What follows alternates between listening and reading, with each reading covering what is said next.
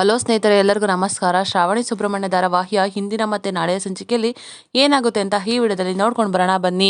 ಅದಕ್ಕೂ ಮುಂಚೆ ಯಾರೆಲ್ಲ ನಮ್ಮ ಚಾನಲ್ಗೆ ಸಬ್ಸ್ಕ್ರೈಬ್ ಆಗದೆ ಹಾಗೆ ವಿಡಿಯೋ ನೋಡ್ತಾ ಇದ್ದೀರೋ ದಯವಿಟ್ಟು ಸಬ್ಸ್ಕ್ರೈಬ್ ಮಾಡಿ ಮತ್ತು ಸಪೋರ್ಟ್ ಮಾಡಿ, ಹಾಗೆ ಪಕ್ಕದಲ್ಲಿರುವ ಬೆಲ್ ಬಟನನ್ನು ಕ್ಲಿಕ್ ಮಾಡಿ.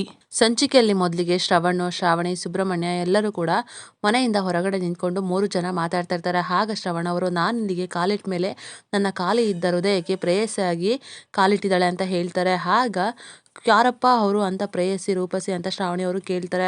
ಯಾರು ಅಂತಂದರೆ, ನನ್ನ ಹೃದಯಕ್ಕೆ ಬಾಡಿಗೆಗೆ ಬಂದಿರೋಳು ಅಂತ ಹೇಳ್ತಾರೆ. ಬಾಡಿಗೆಗ ಅಂತ ಶ್ರಾವಣಿ ಅವರು ಆಶ್ಚರ್ಯದಲ್ಲಿ ಕೇಳ್ತಾರೆ. ಆಗ ಶ್ರವಣವರು, ಅಲ್ಲ ಬಾಡಿಗೆಗಲ್ಲ, ಓನರ್ ಆಗಿ ಬಂದಿರೋಳು ಅಂತ ಹೇಳ್ತಾರೆ. ಯಾರದು ಅಂತ ಕೇಳ್ತಾ ಇರುವಾಗ ಆಗ ಸುಬ್ಬು ಅವರು, ಇನ್ಯಾರು, ನಮ್ಮ ಶ್ರೀವಲ್ಲಿ ಅಂತ ಹೇಳ್ತಾರೆ. ಇನ್ನು ಶ್ರೀವಲ್ಲಿನ, ಈ ವಿಷಯ ನಿಂಗೆ ಗೊತ್ತು ಅಂತ ಹೇಳ್ತಾರೆ. ಅವತ್ತು ನಿಂತ್ಕೊಂಡು ಇದೇ ವಿಷಯ ಮೇಡಮ್ ನನ್ನ ಹತ್ರ ಹೇಳ್ತಾ ಇದ್ದ ಅಂತ ಹೇಳ್ತಾರೆ. ಆಗ ಶ್ರಾವಣಿ ಅವರು ಸುಬ್ಬು ಕಿವಿನ ಹಿಡ್ಕೊಂಡು ಹಿಂಡು ಬಿಡ್ತಾರೆ. ನಿನ್ನ ಬಾಯಲ್ಲಿ ಯಾವತ್ತಿದ್ರು ನನ್ನ ಹೆಸರು ಮಾತ್ರ ಬರಬೇಕು, ನಮ್ಮ ಶ್ರೀವಲ್ಲಿಂತ ಬೇರೆ ಮಾತಾಡ್ತೀಯ ನೀನು ಅಂತ ಹೇಳ್ತಾರೆ. ಕಿವಿ ನೋವ್ತಿದೆ ಪ್ಲೀಸ್ ಮೇಡಮ್ ಬಿಡಿ ಅಂತ ಹೇಳ್ತಾರೆ. ಆಗ ಶ್ರಾವಣಿ ಅವರು, ನೋಡು ಸುಬ್ಬು, ಯಾವತ್ತಿದ್ರು ಕೂಡ ನಿನ್ನ ಬಾಯಲ್ಲಿ ನನ್ನ ಹೆಸರು ಬಿಟ್ಟು ಇನ್ಯಾವ ಹುಡುಗಿ ಹೆಸರು ಕೂಡ ಬರಬಾರ್ದು, ಗೊತ್ತಾಯ್ತಾ ಅಂತ ಹೇಳ್ತಾರೆ. ಆಗ ಸುಬ್ಬು ಅವರು, ಮೇಡಮ್ ನನ್ನ ಮನಸ್ಸಲ್ಲಿ, ನನ್ನ ಉಸಿರಲ್ಲಿ, ನನ್ನ ಹೃದಯದಲ್ಲಿ, ರಕ್ತದ ಕಣಕಣದಲ್ಲೂ ಕೂಡ ಶ್ರಾವಣಿ ಮೇಡಮ್ ಅಂತಲೇ ಬರೋದು ಅಂತ ಹೇಳ್ತಾರೆ. ಏನೋ ಮೇಡಮ್ ಅಂತ ಹೇಳ್ತಾರೆ. ಅಲ್ಲ ಶ್ರಾವಣಿ ಅಂತ ಸುಬ್ಬು ಅವರು ಹೇಳ್ತಾರೆ. ಆಗ ಸುಬ್ಬು ಮತ್ತು ಶ್ರಾವಣಿ ಇಬ್ಬರು ಕೂಡ ಒಬ್ರಿಗೊಬ್ರು ನೋಡಿಕೊಂಡು ಪ್ರೀತಿಯಲ್ಲಿ ಕಳೆದೋಗ್ಬಿಡ್ತಾರೆ. ಆಗ ಶ್ರವಣ್ ಅವರು, ಇದೇನಿದು, ನಾನು ನನ್ನ ಪ್ರೀತಿ ವಿಷಯ ಮಾತಾಡೋಣ ಅಂತ ಬಂದರೆ ಇವರಿಬ್ಬರು ಕಳೆದೋಗೋ ಥರ ಇದ್ದೀರಲ್ಲ, ಏನಪ್ಪ ಮಾಡಲಿ ಅಂತ ಹೇಳ್ಬಿಟ್ಟು ಎಕ್ಸ್ಕ್ಯೂಸ್ ಮೀ ಅಂತ ಮಾತಾಡಿಸ್ತಾರೆ. ಆದರೆ ಅವರು ಶ್ರವಣ್ ಕಡೆ ನೋಡೋದೇ ಇಲ್ಲ. ಆಗ ಜೋರಾಗಿ ಕೂಕೊಂಡ್ಬಿಡ್ತಾರೆ. ಆಗ ಶ್ರಾವಣಿ ಮತ್ತು ಸುಬ್ಬು, ಏನಾಯಿತು, ಯಾಕೋ ಆ ರೀತಿ ಕೂಕೊಳ್ತೀಯಾ ಅಂತ ಶ್ರಾವಣಿ ಕೇಳ್ತಾರೆ. ಆಗ ಶ್ರವಣ್ ಅವರು, ಲವ್ ಆಗಿದೆ, ಸಿಕ್ಕಾಪಟ್ಟೆ ಲವ್ ಆಗಿದೆ ಶ್ರೀವಲ್ಲಿ ಮೇಲೆ, ಇದಕ್ಕೆ ನೀವಿಬ್ಬರು ಕೂಡ ನನಗೆ ಹೆಲ್ಪ್ ಮಾಡಬೇಕು ಅಂತ ಹೇಳ್ತಾರೆ. ಆಗ ಯೋಚನೆ ಮಾಡೋಣ ಅಂತ ಶ್ರಾವಣಿ ಹೇಳಿದ್ರೆ, ಯೋಚನೆ ಮಾಡ್ತೀರಾ ಪ್ಲೀಸ್, ನನಗೆ ಆದಷ್ಟು ಬೇಗನೆ ಹೆಲ್ಪ್ ಮಾಡಿ ಅಂತ ಹೇಳ್ತಾರೆ. ನೋಡಿ, ಹೆಲ್ಪ್ ಮಾಡೋವರೆಗೂ ಕಾಯಬೇಕು ಅಥವಾ ಸಾಯಬೇಕು ಅಂತ ಹೇಳ್ತಾರೆ. ಇಲ್ಲ ನಾನು ಸತ್ಬಿಡ್ತೀನಿ, ಇಲ್ಲ ಕಾಯೋಕ್ಕಂತೂ ಆಗೋದಿಲ್ಲ ಅಂತ ಶ್ರವಣ್ ಅವರು ಹೇಳ್ತಾರೆ. ನೋಡಿ, ಶ್ರೀವಲ್ಲಿ ಅಮ್ಮ ಇದ್ದಾರಲ್ಲ, ಅವರು ಇಂದ್ರಮ್ಮ ತುಂಬಾ ಘಾಟಿ, ಅವ್ರನ್ನ ಒಪ್ಪಿಸ್ಬೇಕು ಮೊದಲು ಅಂತ ಹೇಳ್ತಾರೆ. ಅವ್ರನ್ನ ನಾನು ನನ್ನ ದಾರಿಗೆ ತೊಗೊಂಬಂದಿದ್ದೀನಿ, ಅದ್ರ ಬಗ್ಗೆ ಚಿಂತೆ ಬೇಡ ಅಂತ ಹೇಳ್ತಾರೆ. ಓ, ಇಷ್ಟೆಲ್ಲ ಮ್ಯಾಟರ್ ಮುಂದುವರೆದಿದೆಯಾ, ಹಾಗಾದರೆ ಶ್ರೀವಲ್ಲಿ ಮಾತ್ರ ಬಾಕಿ ಇರೋದು ಅಂತ ಹೇಳ್ತಾ ಶ್ರಾವಣಿ ಅವರು ಕೂಡ ನಗ್ತಾ ಇರ್ತಾರೆ. ಈ ಕಡೆ ಇಬ್ಬರು ಕೂಡ ಒಳಗಡೆ ಬರ್ತಾರೆ.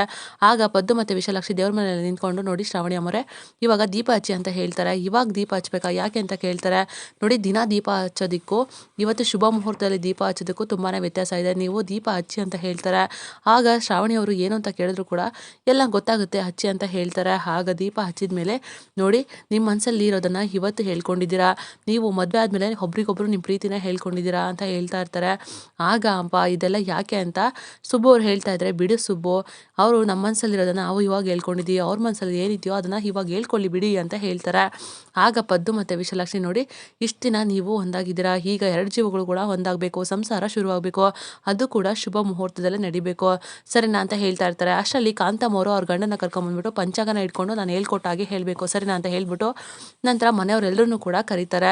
ಸರಿ ಕಾಂತಮ್ಮವರು ಕರಿತಾ ಇದ್ದಾರೆ ಬನ್ನಿ ಅಂತ ಹೇಳ್ಬಿಟ್ಟು ಅಲ್ಲಿಂದ ಹೋಗ್ತಾರೆ. ಆಗ ಸುಬ್ಬು ಕೂಡ ಹೋಗೋದಿಕ್ಕೆ ಹೋದರೆ, ಸುಬ್ಬು, ಏನು ಅತ್ತೆ ಮತ್ತು ಮಾವ ಇಬ್ಬರು ಕೂಡ ಮುಹೂರ್ತ ಅಂತ ಮಾತಾಡ್ತಿದ್ರಲ್ಲ, ಏನು ಅಂತಲೇ ಅರ್ಥ ಆಗಲಿಲ್ಲ ನನಗೆ, ಏನು ಸುಬ್ಬು ಅಂತ ಹೇಳ್ತಾರೆ. ಆಗ ಸುಬ್ಬು ಅವರು ನಾಚ್ಕೊಂಡು, ಅದು ಮೇಡಮ್ ಅದು ಅಂತಂದರೆ ಏನು, ಕರೆಕ್ಟಾಗಿ ಹೇಳು ಅಂತ ಹೇಳ್ತಾರೆ. ಆಗ ಸುಬ್ಬು ಅವರು, ಅಲ್ಲ ಮೇಡಮ್, ಅದಾಗಿ ಇದಾಗಿ ಅದಾಗುತ್ತೆ ಅಲ್ವಾ, ಅದಕ್ಕೆ ಅಂತ ಹೇಳಿ ಅಲ್ಲಿಂದ ಹೋಗ್ಬಿಡ್ತಾರೆ.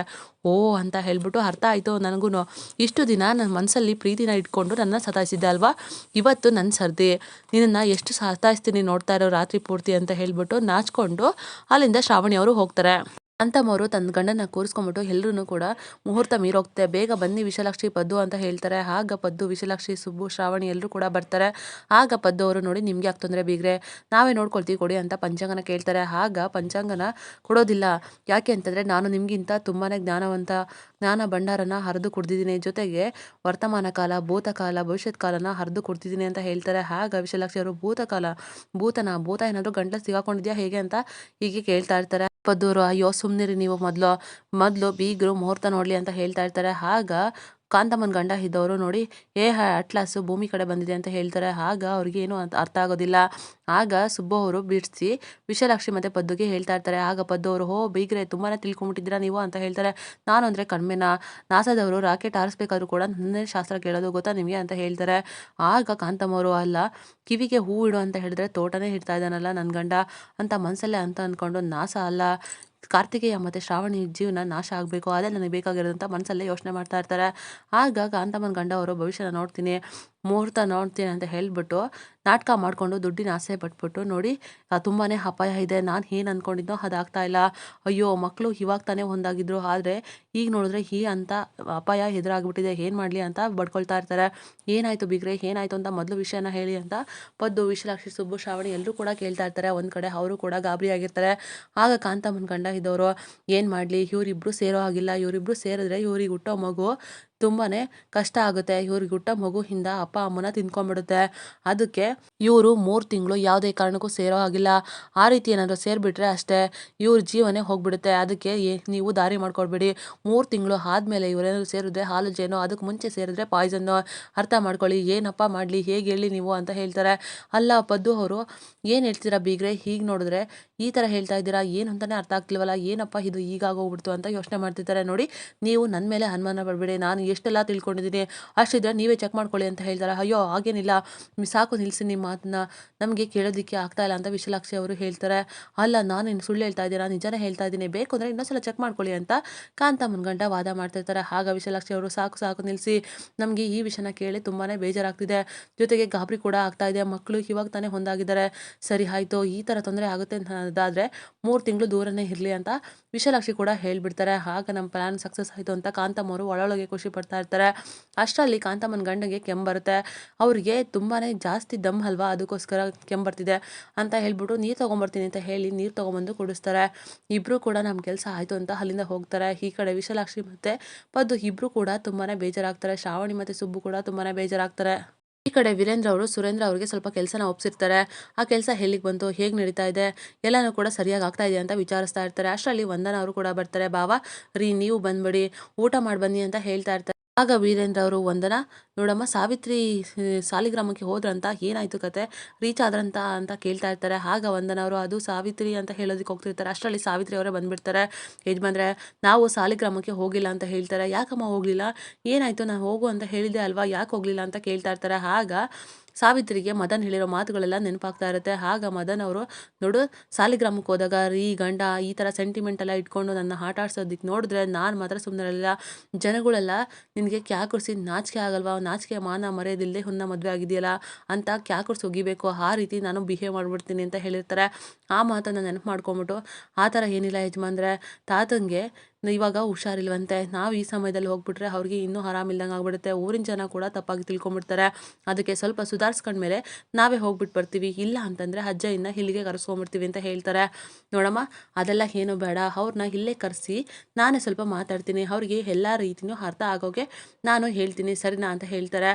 ಅದ್ರ ಜೊತೆಗೆ ಮದನ್ಗೆ ನೀನು ತಿದ್ದಿ ಬುದ್ಧಿ ಹೇಳಬೇಕು ಕಣಮ್ಮ, ಅವನನ್ನ ಬದಲಾಯಿಸ್ಬೇಕು ಅಂತ ಹೇಳ್ತಾರೆ. ಆಗ ಸುರೇಂದ್ರ ಅವರು, ಈ ಹುಡುಗಿ ಹಳ್ಳಿ ಹುಡುಗಿ, ಜೊತೆಗೆ ಮಣ್ಣನ್ನು ಮೆದ್ದಿ ಎಲ್ಲ ಮಡಿಕೆ ಮಾಡಿದಂಥ ಹುಡುಗಿ, ಅಂಥದ್ರಲ್ಲಿ ಮದನ್ನ ಬದಲಾಯಿಸೋದೇನು ಕಷ್ಟ ಅಲ್ಲ, ಸಂಪೂರ್ಣವಾಗಿ ಬದಲಾಯಿಸೋದು ನಿನ್ನ ಜವಾಬ್ದಾರಿ ಕಣಮ್ಮ ಅಂತ ವೀರೇಂದ್ರ ಅವರು ಕೂಡ ಹೇಳ್ತಾ ಇರ್ತಾರೆ. ಸುರೇಂದ್ರ ಅವರು ಕೂಡ ಅದೇ ರೀತಿ ಹೇಳ್ತಾ ಇರ್ತಾರೆ.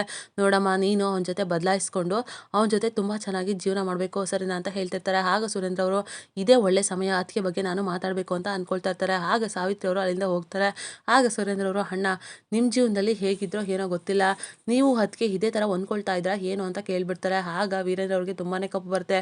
ಸುರೇಂದ್ರ, ಏನು ಮಾತಾಡ್ತಿದ್ಯಾ, ಯಾಕೆ, ನಾನು ನೋಡ್ತಾನೆ ಇದ್ದೀನಿ, ಬೇಕು ಬೇಕು ಅಂತಲೇ ಇದೇ ವಿಷಯನ ಮಾತಾಡ್ತೀಯಾ, ನನಗೆ ಬೇಜಾರಾಗುತ್ತೆ ಅಂತ ಗೊತ್ತಿದ್ರು ಕೂಡ ಈ ರೀತಿ ಮಾಡ್ತೀಯಾ, ಬೇರೆ ವಿಷಯದಲ್ಲಿ ಬೇಜಾರಾಗದೇ ಇರೋ ಥರ ನೋಡ್ಕೊಳ್ತೀಯಾ, ಆದರೆ ಈ ವಿಷಯದಲ್ಲಿ ಮಾತ್ರ ಈ ಥರನೇ ಮಾತಾಡ್ತಾನೆ ಇರ್ತೀಯಾ, ಯಾಕೆ ಈ ರೀತಿ ಮಾಡ್ತೀಯಾ, ನನಗೆ ಇಷ್ಟ ಆಗಲ್ಲ ಅಂತ ಗೊತ್ತಲ್ವ ನಿನಗೆ, ಮತ್ತೆ ಇದೇ ಥರ ರಿಪೀಟ್ ಆಗಬಾರ್ದು ಅಂತ ಹೇಳ್ಬಿಟ್ಟು ಕೋಪ ಮಾಡಿಕೊಂಡು ಅಲ್ಲಿಂದ ಹೋಗ್ಬಿಡ್ತಾರೆ.